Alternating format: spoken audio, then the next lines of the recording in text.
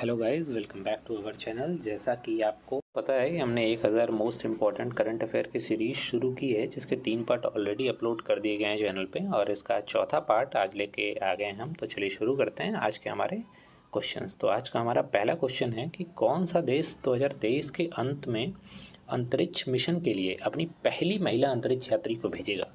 तो इस प्रश्न का सही जवाब है सऊदी अरब। सऊदी अरब इस वर्ष के अंत में, हालांकि इसी महीने की बात है ये, तो इस पर अपनी पहली महिला अंतरिक्ष यात्री को अंतरिक्ष मिशन के लिए भेजेगा।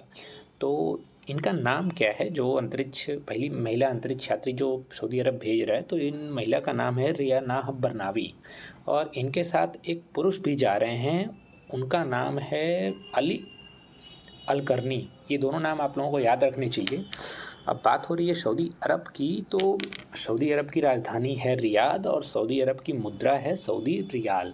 बढ़ते हैं हमारे अगले प्रश्न की तरफ। हमारा अगला प्रश्न है विश्व आर्द्रभूमि दिवस 2023 की थीम क्या रही है। चूँकि थीम से रिलेटेड क्वेश्चंस आते ही हैं एग्ज़ाम में, तो इसलिए थीम बहुत ज़रूरी है याद रखना आप लोगों को। तो विश्व आर्द्रभूमि दिवस इस साल की थीम रही है it's time for wetlands restoration. और इसके बारे में कुछ और जानकारी जान लेते हैं कि विश्व आर्द्रभूमि दिवस हर साल 2 फरवरी को मनाया जाता है। और आपसे प्रश्न ये भी पूछ देता है कभी कभी कि पहली बार ये चीज़ कब हुई थी। तो विश्व आर्द्रभूमि दिवस पहली बार 1991 में मनाया गया था। बढ़ते हैं हमारे अगले प्रश्न की तरफ। हमारा अगला प्रश्न है पीएम प्रणाम योजना की अभी हाल ही में घोषणा की गई थी, तो इस योजना का उद्देश्य क्या था। तो इस योजना का उद्देश्य था, आजकल आप लोग देख रहे हो कि हमारी जो खेती हो रही है, इसमें रासायनिक उर्वरकों का प्रयोग बहुत ही ज़्यादा हो रहा है, तो जिससे कि बहुत ही ज़्यादा दिक्कतें आ रही हैं हेल्थ में, बाकी चीज़ों में भी। तो इसमें इस योजना का मूल उद्देश्य यही था कि खेती में रासायनिक उर्वरकों का जो प्रयोग है उसको कम करना है। और पीएम प्रणाम योजना, तो इसका फुल फॉर्म हो जाएगा PM programme for restoration awareness nourishment and amelioration of mother earth. और जैसा कि हमने बता ही दिया है कि इस योजना का उद्देश्य था रासायनिक उर्वरकों के प्रयोग को कम करना, वही चीज़ यहाँ पे लिखी भी गई है। तो ये रहा हमारा पीएम प्रणाम योजना। बढ़ते हैं हमारे अगले प्रश्न की तरफ। हमारा अगला प्रश्न है फरवरी 2023 में मध्य प्रदेश के किस जिले में स्थित इस्लाम नगर गांव का नाम बदलकर जगदीशपुर कर दिया गया था। तो इस प्रश्न का सही जवाब है भोपाल। भोपाल जिले में एक जगह है इस्लाम नगर, तो इसका नाम बदलकर जगदीशपुर कर दिया गया था। बात करते हैं भोपाल की, तो इस्लाम नगर जो गांव है वो भोपाल से 10-12 किलोमीटर की दूरी पे है, और यहाँ पे बहुत सारे किले हैं जिसके लिए ये फेमस था। फेमस है, और इसीलिए ये चर्चा में का केंद्र रहा है। और भोपाल की बात हो रही है, तो भोपाल की स्थापना 1724 में हुई थी। एक अफ़गान सैनिक हुआ करता था, इसका नाम था दोस्त मोहम्मद खान, इसके द्वारा की गई थी। यह मुग़ल सेना में एक कमांडर भी रहा था। बढ़ते हैं हमारे अगले प्रश्न की तरफ। हमारा अगला प्रश्न है मैड्रिड अंतर्राष्ट्रीय पुस्तक मेले में भारत को किस वर्ष फोकल देश के रूप में आमंत्रित किया जाएगा।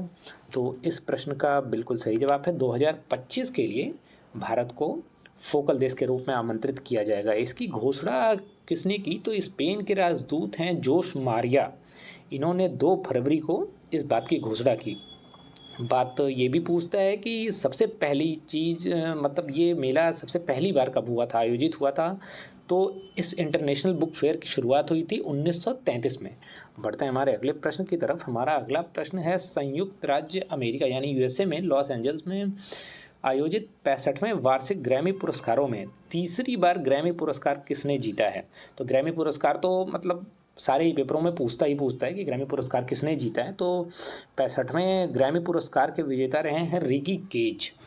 और इनके बारे में और जानते हैं। ये बेंगलुरु के साहित्यकार हैं, इन्होंने अपना तीसरा ग्रैमी जीता है।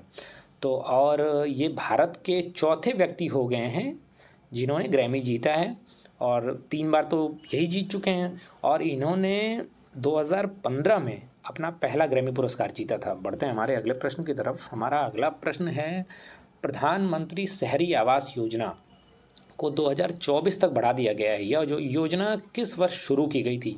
ये योजना तो मतलब आए दिन चर्चा में ही रहती है, इतनी बड़ी योजना। तो ये योजना शुरू की गई थी वर्ष 2015 में। 14 में मोदी जी प्रधानमंत्री बने थे और 15 में इस योजना की शुरुआत की गई थी। तो इस योजना को बढ़ाया गया है 2024 के लिए आवास और शहरी मामलों के मंत्री हैं हरदीप सिंह पुरी जी द्वारा उन्होंने यह घोषणा की।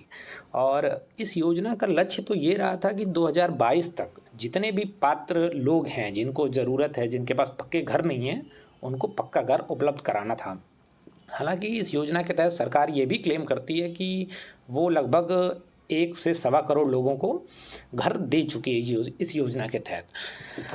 तो इस योजना को 2015 में शुरू किया गया था। बढ़ते हैं हमारे अगले प्रश्न की तरफ। हमारा अगला प्रश्न है, फरवरी 2023 में युवा संगम पंजीकरण पोर्टल यह कहाँ लॉन्च किया गया था? तो इस प्रश्न का बिल्कुल सही जवाब है, नई दिल्ली में युवा संगम पंजीकरण पोर्टल लॉन्च किया गया था। तो इस पोर्टल का उद्देश्य क्या था? इस पोर्टल का उद्देश्य था एक श्रेष्ठ भारत का निर्माण करना, जिसके तहत क्या होगा कि हमारे पूर्वोत्तर क्षेत्र के जो राज्य हैं या फिर वहाँ के युवा हैं, तो उन युवाओं का और बाकी जो भारत हैं उनके बीच अच्छे रिलेशन को बनाना था। इस युवा संगम, जैसे इसके नाम में ही है कि युवा संगम पंजीकरण पोर्टल।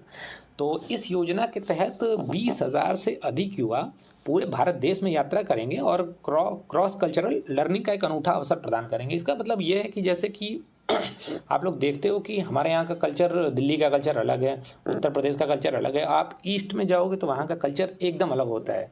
तो ये 20,000 युवा पूरे देश में यात्रा करेंगे और एक दूसरे के कल्चर को एक दूसरे के साथ शेयर करेंगे। तो इससे इनके संबंध हमारे जो हैं वो आपस में काफ़ी अच्छे होंगे। तो इसलिए ये पोर्टल लॉन्च किया गया है। और ये पोर्टल कहाँ लॉन्च किया गया है? तो ये दिल्ली में लॉन्च किया गया है। बढ़ते हैं हमारे अगले प्रश्न की तरफ। हमारा अगला प्रश्न है, किसने फरवरी 2023 में ड्रोन के लिए भारत का पहला ट्रैफिक मैनेजमेंट सिस्टम लॉन्च किया है? तो भारत का पहला ट्रैफिक मैनेजमेंट सिस्टम लॉन्च किया गया है स्काई एयर के द्वारा। स्काई एयर ने लॉन्च किया है। इसके बारे में कुछ और जानकारी जान लेते हैं कि ये काम क्या करेगा। तो जितने भी ड्रोन ऑपरेटर हैं, इनको ड्रोन संचालन में जो भी समस्या होती थी, यानी कि रास्ते में क्या प्लानिंग करनी है, उड़ने के लिए क्या प्लानिंग करनी है और रास्ते में किस किस्म की दिक्कत आ सकती है, इसके लिए जो भी आकलन होगा ये करने में मदद करेगा। ये हमारा पहला ट्रैफिक मैनेजमेंट सिस्टम जो लॉन्च किया गया है स्काई एयर के द्वारा। बढ़ते हैं हमारे आज के आखिरी प्रश्न की तरफ। तो आज का हमारा आखिरी प्रश्न है, भारत का पहला राष्ट्रीय मेट्रो रेल ज्ञान केंद्र किस शहर में बनाया जाना प्रस्तावित है? तो इस प्रश्न का सही जवाब है दिल्ली में। तो भारत का पहला राष्ट्रीय मेट्रो रेल ज्ञान केंद्र दिल्ली शहर में बनाया जाना प्रस्तावित है। और बात हो रही है दिल्ली की, तो यह जो भी लोग दिल्ली के हैं उनको पता होगा कि विश्वविद्यालय मेट्रो स्टेशन है, तो यहीं पे ये केंद्र बनाया जाएगा। और इस केंद्र का उद्देश्य क्या होगा कि जितने भी मेट्रो रेल पेशेवर हैं उनके लिए प्रशिक्षण और क्षमता निर्माण के अवसर प्रदान करेगा। और दिल्ली मेट्रो के बारे में तो सबको पता ही है। दिल्ली मेट्रो भारत का जो पहला आधुनिक मेट्रो नेटवर्क है और इसे शुरू कब किया गया था? तो इसे शुरू 2002 में किया गया था। ठीक है दोस्तों, आज के क्वेश्चंस यहीं समाप्त होते हैं और आप लोग पढ़ते रहिए और लाइक शेयर सब्सक्राइब करना मत भूलिए। Thank you.